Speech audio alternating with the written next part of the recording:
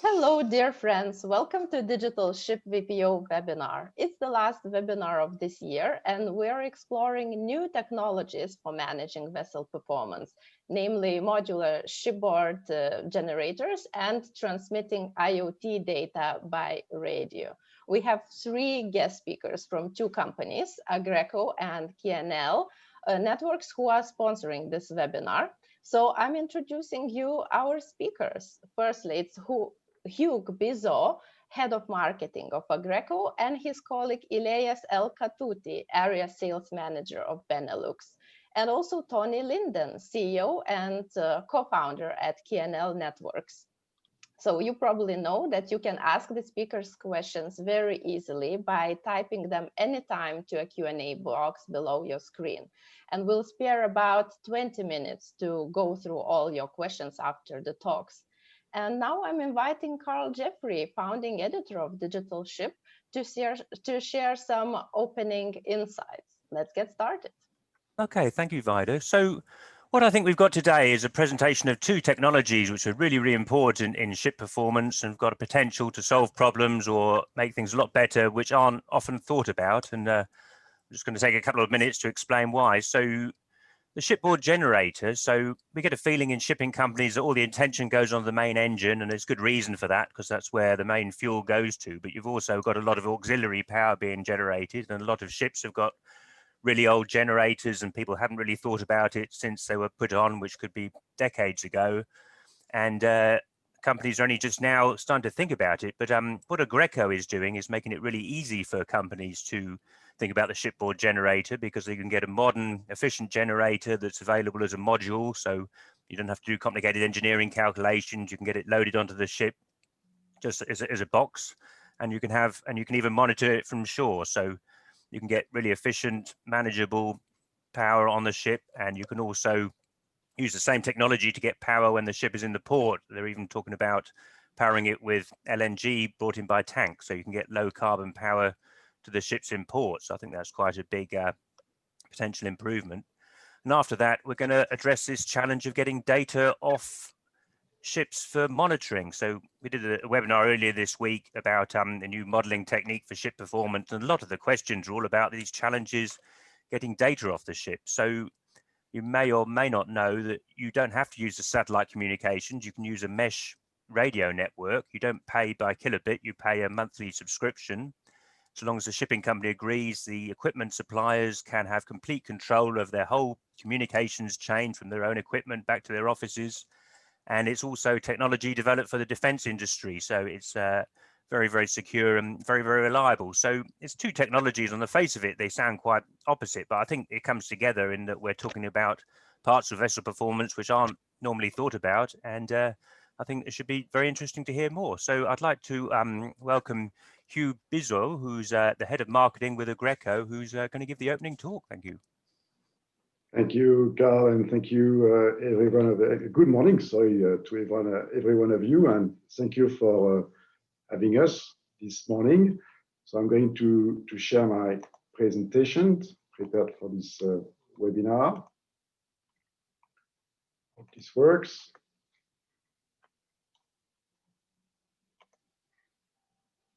Let's get started. So I'm Hugues Bizot. I'm running the marketing for Europe Continental in Agrico, and as you can hear from my accent, I'm French. So the purpose of this call is to first introduce a little bit, and very rapidly, because that's not the purpose of the call, what does Agrico do, and then to let you know about the future trends of the energy in our industry and how we can help, of course, which is the most important, the shipping industry to meet the famous IMO regulation. So to make a long story short, in Agrico, we rent or we sell, depending the market, some power, some heating, some cooling solutions for industries, for countries, for society, and we hope it helps them thriving all over the world. And of course, we believe that we can make a massive difference. We have several technologies at the disposal of our customers, and we're going to describe them all, of course. We also have a lot of services that we can lead for any customer requirement. And of course, we are servicing any and all the sectors that are existing on the globe, in particular the shipping industry. There are 4 mega trends happening today in the energy sector. That's what we call, and maybe you already know about that, the 4Ds. The first one, the first trend is around the growth of the demand for energy, mainly driven by the growth of the population, of course, as you can imagine. This directly leads to the fact that we also need to decarbonize the planet, and that's something we are trying to do the best we can at Agrico, balancing also the decarbonization model with a sustainable financing model. It requires a huge amount of investments to decarbonize, and we have to be very prudent about the way we are managing that. Of course, there is also another trend, which is the decentralization. More or less, industries, big cities, countries are looking for various sources of energy. Could be wind, could be solar, could be grid, could be diesel, you name it. And the consequence is that we need to provide those customers with a digital tool, enabling them to correctly manage the use of various sources of energy.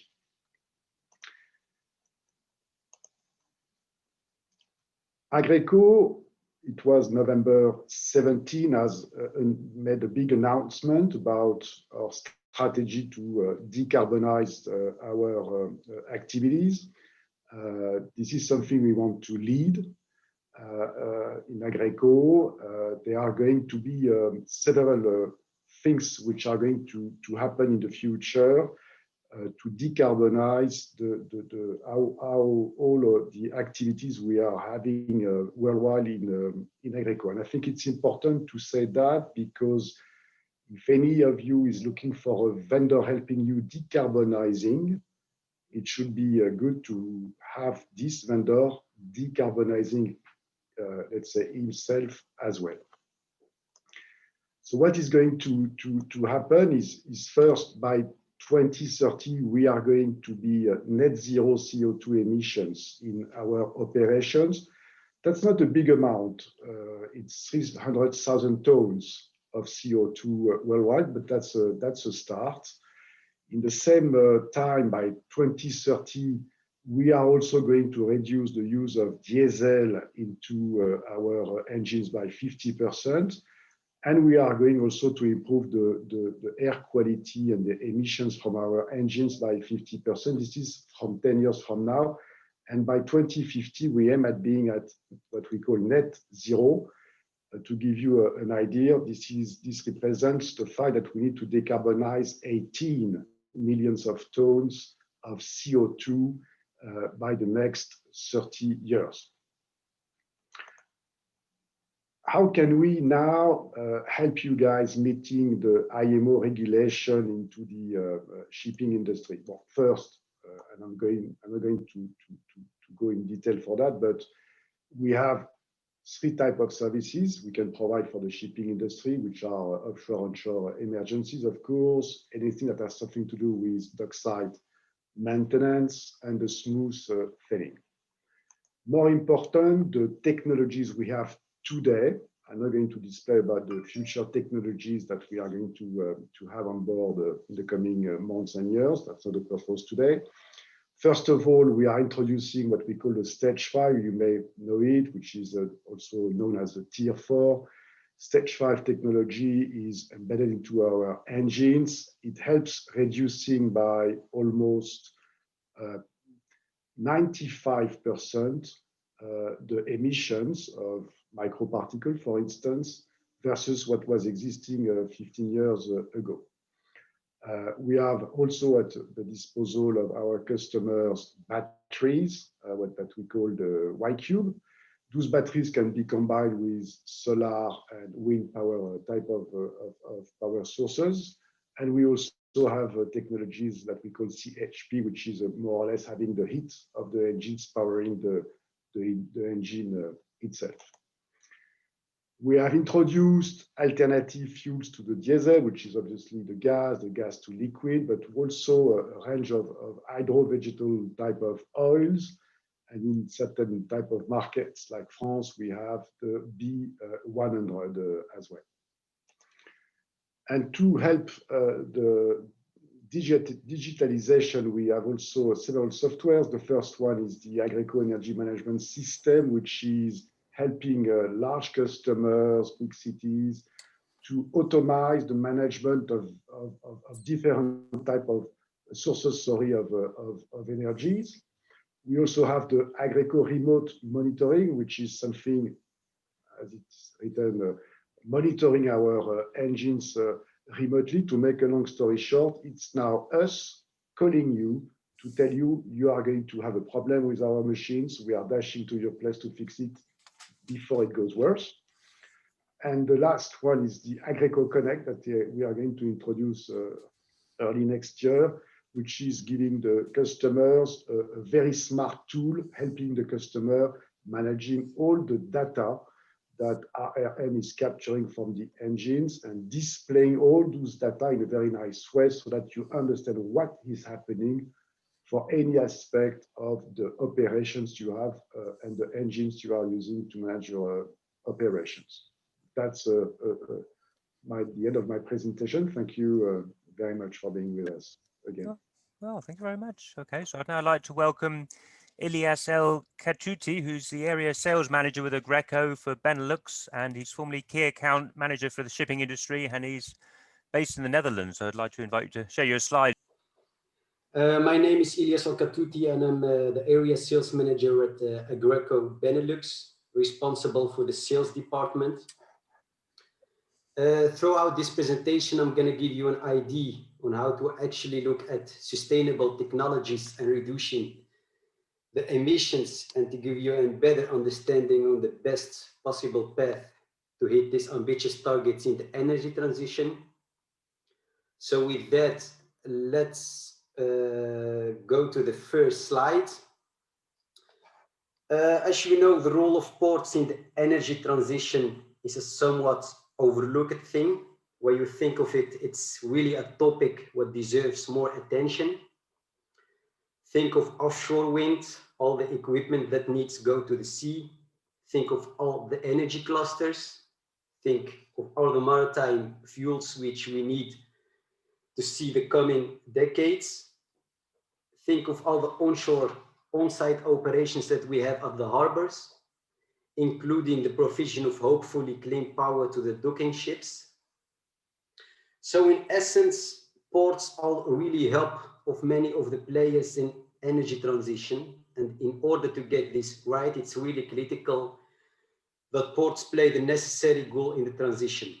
So first, we're going to start with the challenges as listed in this slide.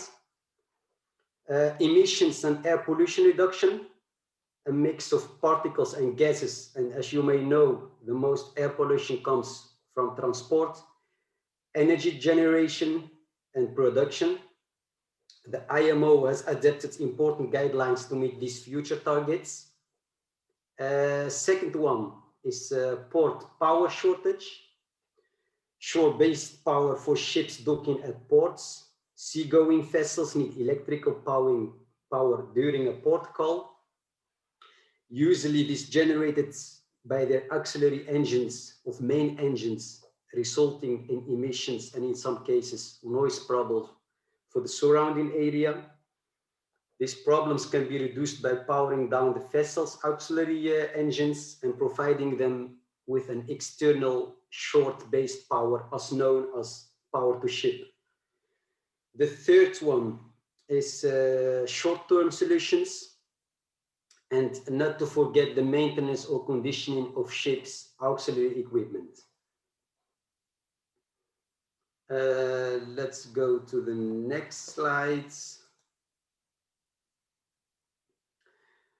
In order to help you make these steps and provide you with possible options to lower emissions, we as Agrico have a number of sustainable technologies available. All of these options are without major capex investments and can be either short or long term. And the slides aren't changing on the view we've got here. I don't know if you have two screens and maybe it's showing a different one to the one you're looking at, is it? I can just see our offering brings alternative solutions screen. Okay. Which slide do you see now? Slide 2, the one with the challenges and Aggriko's offering. Okay, and now the gas power portfolio. No, can't see that one. Okay.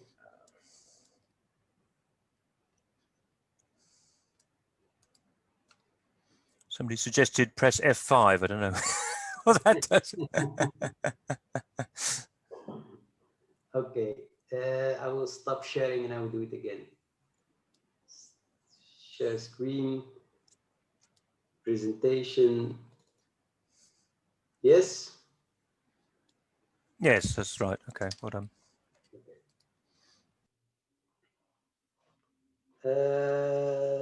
Let's move on, beginning with the portfolio, beginning with our gas gensets portfolio. This is an example of short base power with LNG generators for providing short powers for the ports. This can result in removing the need of capex and long-term investments, as well providing cleaner and cheaper power. With this flexible alternative, we can help to meet sustainable and low carbon targets by lowering emissions. As an additional advantage of using gas generators is the possible heat recovery, known as combined heat and power, CHP. To give you an example, and what you see in this picture, with our 1.5 megawatt generator, we can recover up to 500 kilowatt thermal power. Okay, let's move on to the next slides.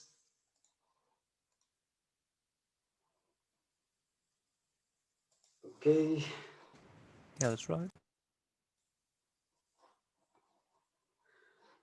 A typical supplying application could be short base power with the LNG power gensets. In this picture, you see an example of a project in Corsica with a 1.5 megawatt LNG generator in combination with our LNG tank. Another option could be using the new generation stage 5 generators. These generators are cleaner and more efficient, meeting the requirements of, for example, the IMO, International Maritime Organization. With these new stage 5 generators, the noise level is also decreased, and the generators can be used both on 50 and 60 Hertz. The next one is fuel switch for maritime transport by using alternative fuels as HVO and GTL. Other solution could be using of the SCR technologies with a DPF.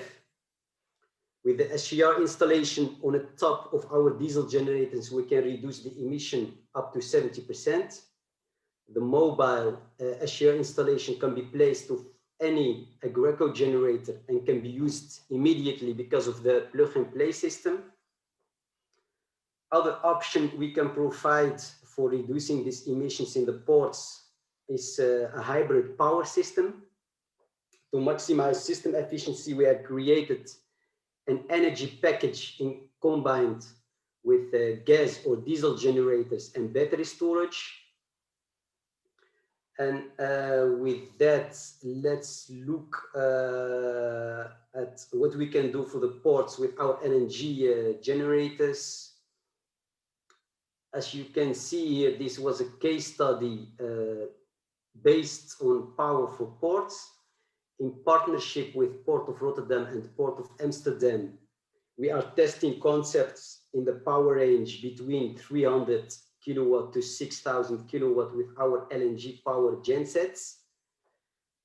jumping right into this, some recommendations to turn ports into frontrunners of the energy transition. We can provide standardization of shore power and possibility for mobile units to support a fixed installation. As a result, peak shaving modus, such that fixed unit and supporting electrical network can be designed. Improving synchronizing between shore power generators and ship generator, of course, to avoid blackouts. Number 3, system solution and flexible network for the 60 Hz network, what is recommended from the ships. And the last one, the possibility for load sharing with ship generators. And this can act as a backup for the network. So if we move on to the next slide. For example, this was a concept we had provided to Port of Rotterdam, and we have organized this with several options for providing shore power from the shore or otherwise mobile units in operation with ship from a barge. Okay, so with that, I think I've used my 10 minutes. Thank you for all listening, and I will hand it over to you, Carl. Oh, well, thank you very much. Yeah, no, it's great. It's something that people don't really think about much. I guess it's the difficulty of getting the collaboration between the port and the ship is a hurdle. I think that's the same story happens in a lot of cases. And I think it's a similar story we're going to hear with the next speaker about the challenge when equipment suppliers want to better monitor their sensors on the board of the ship and they have to collaborate with the company IT department. I think that's perhaps the story behind what we're going to hear now. So I've just read on Tony Linden's LinkedIn page that he's a former military officer with electronic warfare with the Finnish Defence Forces. So if anybody got any cybersecurity questions, it might be good to give it to Tony as well. So I'd like to welcome Tony, please. So he's from Oulu, which is just northwest of Helsinki. Thank you, Carl. Great to be here. And let's see the normal struggle with sharing screen. That's very good. Can you see the slides now in the right form? Yeah. Okay, cool. Yeah, so very happy to be here, and great to see so many people in the audience. This is actually quite interesting event for us as well, because we were just a couple of weeks ago acquired by Telenor Maritime when Telenor Maritime announced the acquisition of Knl Networks. So Knl Networks is a Finnish startup company, I would describe us. We've been around 10 years and mainly been focusing on providing global access to data. We operate on 2 different segments, one being a maritime and other governmental. And now there is a new phase starting in the company's journey when we joined forces with Telenor Maritime. For those who are not familiar with Telenor, Telenor is a Norwegian listed company that is among the 10 largest telco operators globally. Telenor has around 11 billion euros annual turnover and roughly 20,000 employees and 120 years of history in the field of wireless communications. So this is actually the first time we are presenting publicly under same umbrella. So welcome to the world premiere.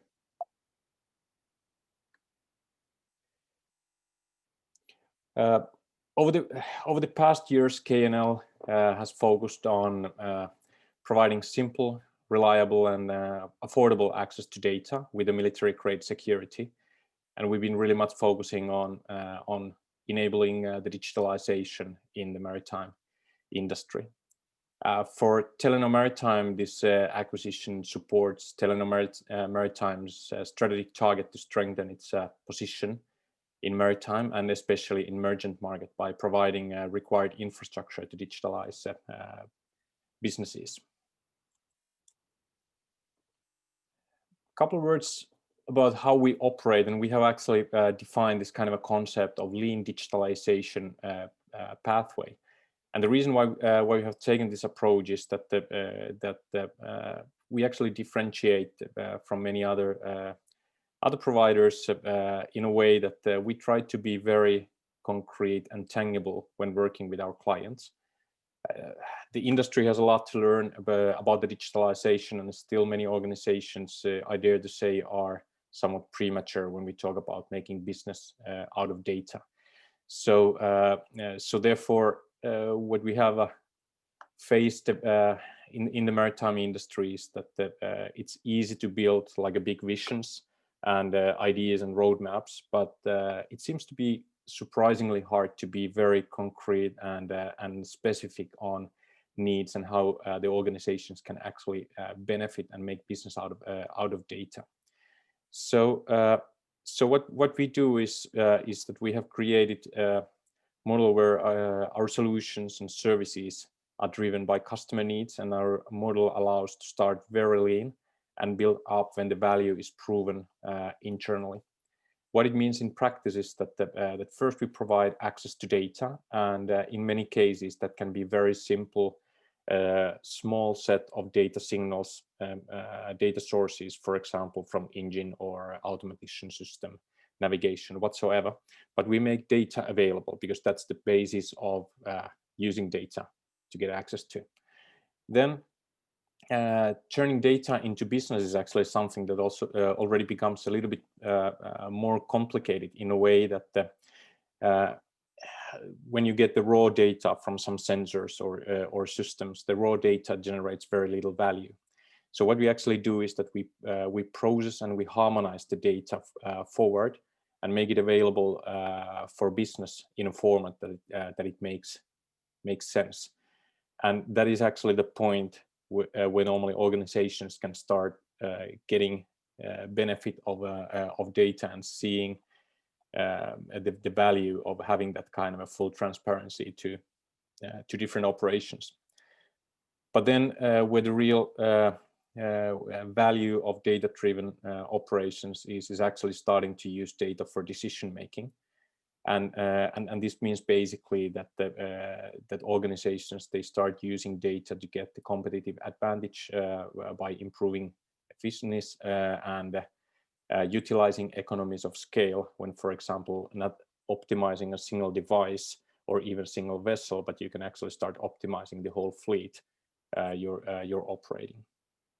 So this kind of a way where you can start very small, do that almost that kind of a proof of concept internally, make the data available in a format that is easy to understand for operational people, and then kind of start implementing new use cases is the way we prefer to move with our clients. What we have learned from other industries is basically to have a dedicated solution for connecting OT systems. Again, there's a lot of good examples from the other industries, but maybe just one example I would say many people are familiar with are these remotely readable electricity meters that homes nowadays, at least in Europe, are quite often utilized with. And if you think that there is in most homes there is some kind of internet connection available, but when the electricity meters are implemented to homes, they actually come with built-in connectivity. The same thing applies on other industrial IoT solutions, where there is normally a dedicated channel for connecting these devices. And this to enable the solutions that are safe, compliant with cybersecurity requirements, and cost-effective to install, maintain, and operate. So when you can basically keep the IT and OT systems separate, because those are defined for different use cases, that eases the maintenance and operation of those systems quite much. But this also allows a one unified solution over the entire fleet. So it really doesn't matter how different all the vessels in the fleet are, and it can be the mix of own and chartered vessels, for example. when you have one unified solution that you can bring in to connect the OT systems, you can basically unify the data and kind of move toward getting this economy of scale advantage from having the same data format from a different assets for top management, business and technical use cases, but also you're able to share that data with third parties if you wish. How we do this in practice then? So if we go from left to right, there is a certain onboard systems like navigation, boilers, cargo, propulsion, engines, whatsoever. And what we provide is onboard data collection unit that can integrate into any equipment on board. It can integrate with the legacy equipment. So basically, whatever machinery you have on board that gives like electronic signals out, we can take that data in and get it to some meaningful format.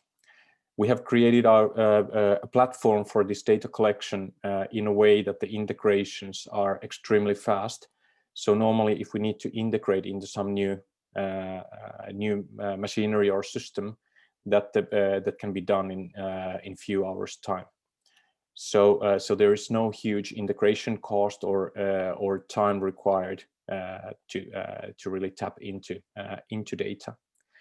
What we do then on board of the vessel in this data collection part is that we build a database that complies with the Maritime ISO formats 19847 and 848. So meaning that the system is compliant with Maritime open standards, and we don't have this kind of a proprietary lockups in our system. Also, what it means for our customers is that if for whatever reason the customer don't like our solution, we don't have this kind of a proprietary data formats that the customer then struggles if they want to end the service. But because we are compliant with the Maritime ISO formats for onboard databases, it means that you can change the different parts of the system without issues. Then when we go off from the vessel, we use our shortwave radio based network to provide a full global real-time visibility to data. So what this means to customers is that we are not dependent on ships' IT systems and satellite bandwidth. So there is no security constraints or needs to worry about bandwidth or the policies of who can use data and have access. We have created a way of dedicating data flows for different users so that it can be used in parallel with the different stakeholders, and like said, providing a full pole-to-pole access to data when decision making relies on data is actually pretty important, because every time when you are not connected, you're basically losing money. Then on shore side, we replicate the onboard data, again following the ISO standard, and we make the data available to any relevant party owner of data asks us to do. So we can provide, for example, a subset of data to different OEMs, regulatory authorities, and then of course the owner of data always has the full visibility.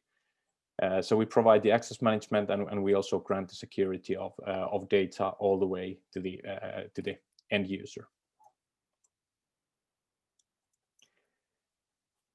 It's quite easy to talk about the digitalization, but and quite often still digitalization of operations is considered as a technical thing.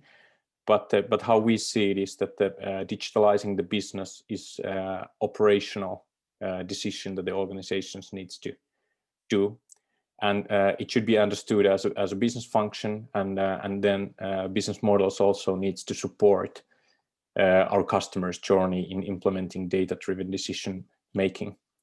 So therefore, we offer digitalization as turnkey service, meaning that there is no capital investment or other investments or ownership cost our customer needs to carry, but everything is offered as a service, and the service can start from very little, meaning basically a few hundred euros a month for the full end-to-end service, and build up from there when you have a different business cases and reaching a different level of return of investment for different use cases. So basically, we can prove the investment and the benefits of digitalization almost at no cost to our customer. But then we can support, especially now together with Telenor, our customer journey for fully digitalizing their business and platforms and provide a full transparency to operations. If talking about the benefits our solution offers to our customer, first of all, it's extremely cost efficient, and the subscription-based business model basically allows our customers to operate without capital investment. When relying business decisions to data, it's very important that you have a reliable real-time access to data anywhere in the world. And also this approach where we basically use our dedicated communication network for OT systems. It means that that there is no need for vessels, for example, to upscale their satellite communication plans or do any changes on IT network side. The solution is scalable, and it allows the harmonizing data over the entire fleet. So you can have a wide set of different kind of vessels, but when you use the business applications on shore side, you can use the same applications for all vessels because the data is harmonized, and you can really start benchmarking the fleet, even though there's a different OEMs and different solutions on different vessels. The setup time is minimum, and actually crew can do the installation. That is especially important these days when no traveling and visits to vessel is allowed. But also it means that even in case if you have a large fleet, you can basically take the system in use in no time, because you don't need to schedule the service visits on vessel. But we just ship the equipment on board. Crew can set everything up. We can do commissioning and all remotely. We're able to integrate with any legacy machinery and sensors on board, so there's no need to install new sensors. And quite often we work together with our customer in a way that they define the data requirements. Then we actually define where the data is available, because there might be multiple data sources providing the same information on board of the vessel, where some might give you the data more easily than the others. So naturally, we prefer the easiest way forward. We're also open platform, and like I said before, we follow that ISO standard in data handling. It means that that you can use whatever third-party applications for data, and there's a full control of data sharing and access. We provide unlimited storage for the data and very high quality backend services. The setup is modular and open, and last but definitely not least, we are ISO 27001 approved, meaning that we also comply with the IMO 2021 cybersecurity requirements, and the system is used by governmental authorities in a number of use cases. So that's pretty much overview and introduction to KNL Networks. So handing over back to you, Carl. Oh, thank you very much. Well, I think we've heard about two technologies that any shipping company can implement, even if they've got really old ships that are very easy to connect, no complicated integrations. I think that's a really good story. We've got some four technical questions for Tony, but I thought maybe we'd start with a question for Ilyeass, just about the drivers. So a question that occurs to me, if you've got a ship in a port, I don't know even whose regulatory regime counts with the emissions there. If it counts to, if the port doesn't have to pay for ETS credits if it's in Europe, or the ships have a different system, they're not under the ETS so far. So I guess one difficulty is what is going to push ships to use this, even though there's a lot of emissions coming out in a port, as you pointed out. I don't know if you have any perspectives you'd like to share on that. You're on mute, I think.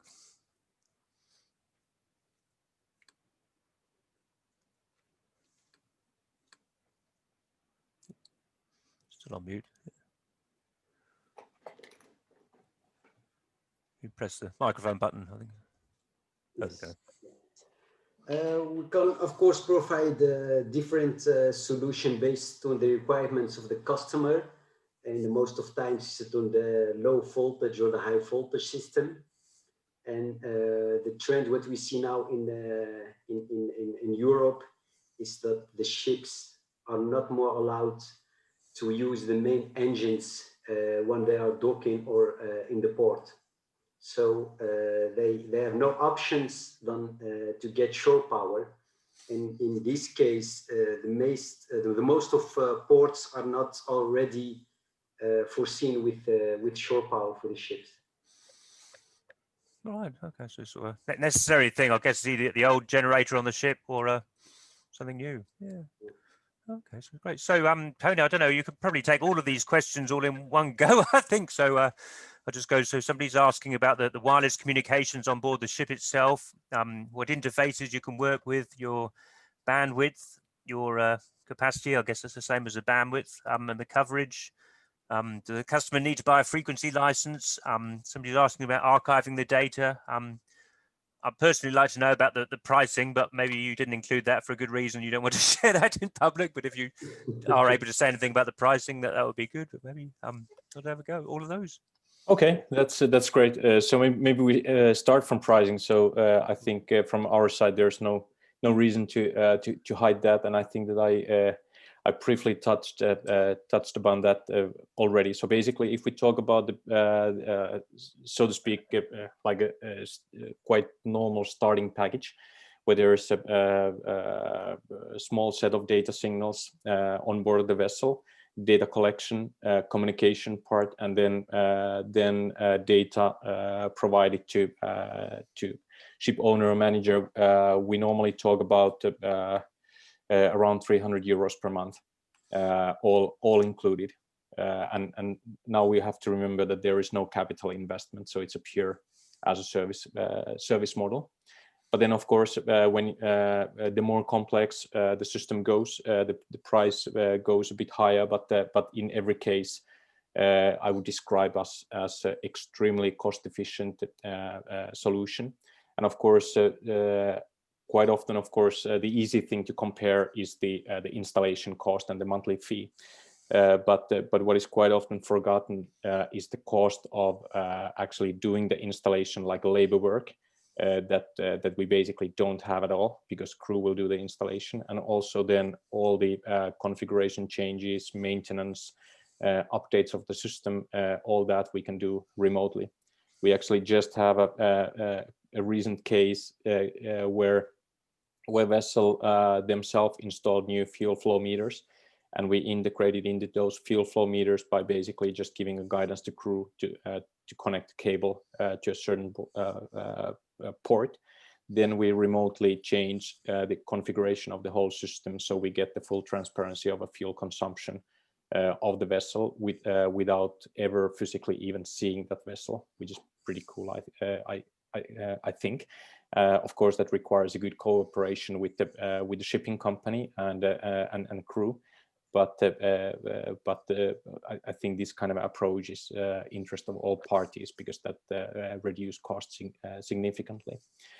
Then when we talk about the wireless technologies on board the vessel, so we don't have any like proprietary wireless technologies. We have worked with the different technologies, including cellular technologies and a certain certain IoT mesh technologies. Our approach here is that, especially now throughout the cooperation with Telenor, we have probably the widest set of different technologies and commercial solutions available, from IoT world to the cellular world. So we can go actually already all the way to 5G on board if required. But that is something that we normally work a little bit case by case when understanding the vessel and the different requirements what there is on board the vessel, because the different types of vessel they need to be kind of handled a little bit differently. The tankers or ro-ros, for example, you have a quite different different requirements. Then there was a question about if we move ahead about the interfaces that are supported for data collection. So we can take in a serial type of traffic, meaning RS-232, 486, or other formats. We can take in Ethernet, meaning TCP/IP, UDP. And we have actually quite wide range of different libraries, meaning different NMEA, MQTT, and these industrial IoT signals implemented, but also then what we are capable of do basically to define the data formats based on what the equipments are providing. And actually our way of working goes so that when end customer, ship owner or operator says that they want to get data from, for example, from bridge system, then we work directly with OEM to build the integration. We test the integration in our test network, and we come back with a ready tested integration saying that now it's ready, and this device is ready to be shipped on board the vessel. So, and the reason for that is that because we deal with big number of OEMs and service providers in the industry, we do have a ready-made library. And for us, doing an installation for completely new equipment normally takes a couple of hours. But if shipping company would do the same, it would most likely take at least weeks or months to do so. Then there was a question about the capacity and coverage. If I just kind of move down the list. So first of all, what is very important to understand in our solution is that we define the real-time data and raw data, so there's a different kind of a quality of service definition for data. We only send over HF link the data that is real-time. Or there's a real-time requirement for such data, meaning, for example, the optimization data for the vessel or certain alerts, notifications, whatsoever. And on our onboard platform, we can actually define, for example, the values where let's take the main engine gas temperature, for example. The OEM can say us that the gas temperature needs to be between these values. And as long as the data is between these values, we will just store the data and we will offload the data when there is a cellular network available, meaning a high bandwidth. But if the range goes out from the values, then we trigger an event and we send that event directly and we can start a constant data flow. So, so we are capable to transmit all the data, meaning gigabytes of data per month from vessel, but not real time. What we do real time on vessel is that we send the prioritized data that has really a real time value, and for that data, the maximum data rate we can offer over HF link is 150 kilobits per second. But in practice, when the data is kind of handled smart and built in the database format, it means that it can be tens of thousands of data tags we can send real time with no issues. And then maybe continuing down the list still, knowing you need to buy a license. That's quite important. Yeah, so we are fully compliant with the ITU radio regulations and type approved as a radio communication device to be used on board of the vessels.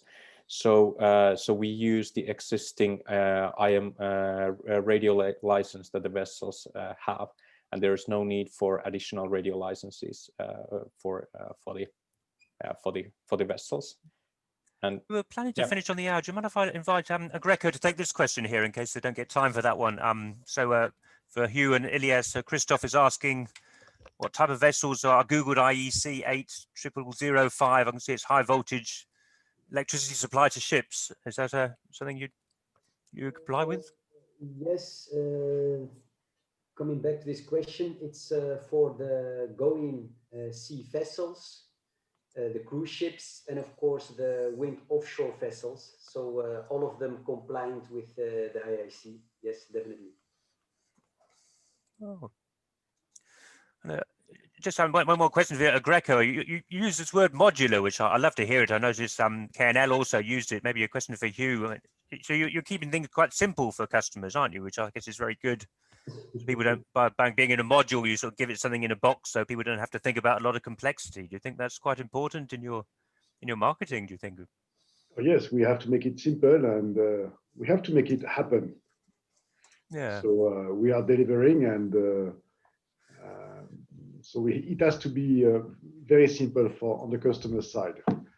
I can tell you the job is more complex on our sides, but that's behind the scenes, and we are very, very good at executing, implementing, commissioning things. So it's impressive. Well, yeah, this is a theme across both making it simple for customers. I think that's, this vessel performance stuff can get horrendously difficult so easily. Okay, sorry, Tony, back to you. So do you want to bandwidth of the mesh? I guess we've covered that with the 150 kilobits a second. Do you want to talk about archiving the data, and do you want to share anything about you've got a big installation base with defense you mentioned, which I guess you're not allowed to say anything about. So perhaps you won't be able to say anything about Mike's question at the bottom. Yeah.